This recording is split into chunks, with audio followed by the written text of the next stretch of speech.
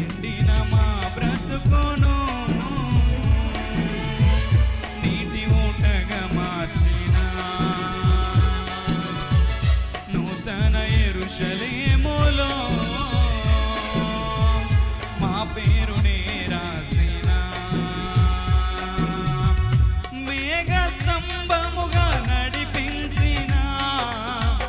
నీ మహిమనే చూపించిన మేఘ స్తంభముగా నడిపించిన నీ మహిమనే చూపించిన నీలో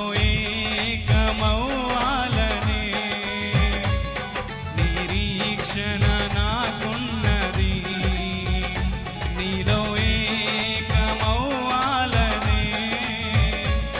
నిరీక్షణ నాకున్నది నా కాపరివైనందున నాకు ధైర్యం